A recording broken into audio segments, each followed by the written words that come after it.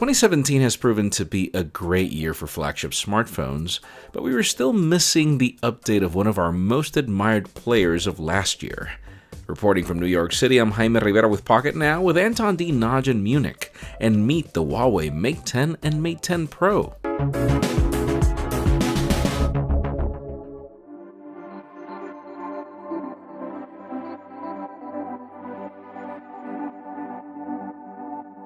Last year's Huawei Mate 9 was the near-perfect example of how a smartphone camera should be done, battery life should perform, and software should be improved. It came very close to winning our crown for the best of 2016, and this year the Huawei Mate 10 and Mate 10 Pro build on those basics and deliver some interesting surprises. For starters, the design is completely new. Gone is the aluminum of old in favor of a more refined glass finish. Huawei is dubbing this its multi-axis curved design, and off the bat I can tell you that there are no sharp corners to be found. Both variants feel like rounded pebbles in the hand, with the glass providing an additional grip. Both devices also sported interesting accents around the cameras, but according to the company, these are merely aesthetic. We also got to see that the Porsche design model is pretty much the Mate 10 Pro with a vertical bar instead of horizontal. The differences between each device are quite the paradox though. Side by side, it's hard to notice things until you start digging into specifications. The regular Mate 10 has a 5.9-inch LCD at QuadHD resolution and a standard 16:9 aspect ratio. The Mate 10 Pro has less resolution at 2160 by 1080, but this is now a 6-inch OLED display at 18:9 aspect ratio. The Mate 10 now adopts a front fingerprint scanner, while the Mate 10 Pro has it at the back, and the Mate 10 includes a headphone jack, which is awesome, but then the Mate 10 Pro doesn't for reasons I just don't understand. The regular Mate 10 also includes dual SIM support with the option for replacing one for microSD expansion.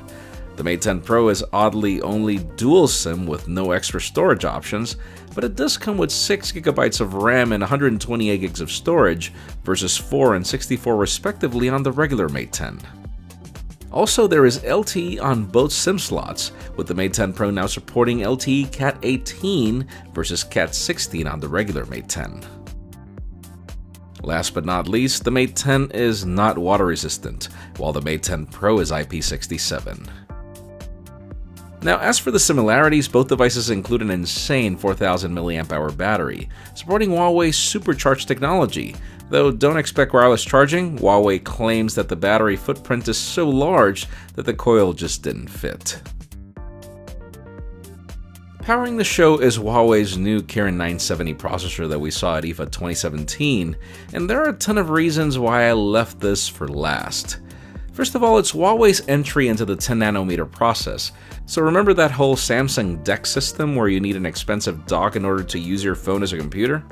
Well, you can use the Huawei Mate 10 and Mate 10 Pro in the same way, but just with a wire. No dock necessary, and if I understood things correctly, the wire might even be included in the box. And the UI is enhanced for private smartphone communication to not be shared with a computer screen, which is genius. Second and most important is this new Neural Network Processing Unit, or NPU for short, bringing some cool AI to the mix.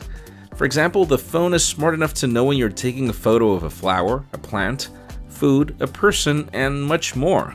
So the Mate 10 will automatically show you that it detected the subject and adjust the camera mode accordingly instead of having you fumble with it manually. This is seriously genius. It's how smartphone cameras should work. But this is just one of the many cases where the NPU comes in handy.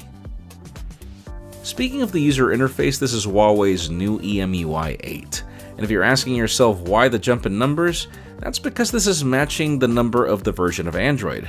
So yes, the new Mates will bring Android Oreo out of the box.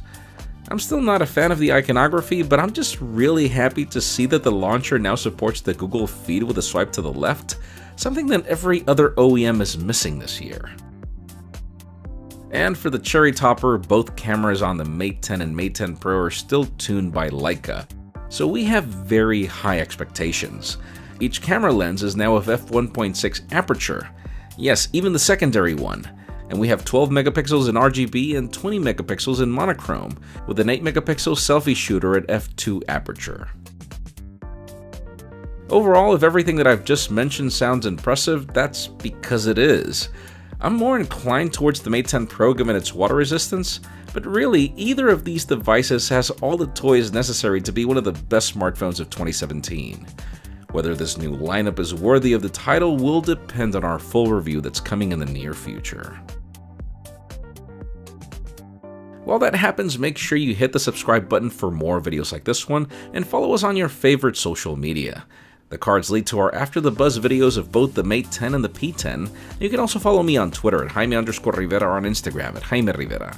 Please give this video a thumbs up if you like what you saw. I am Jaime Rivera. Thanks so much for watching. We'll see you on the next one.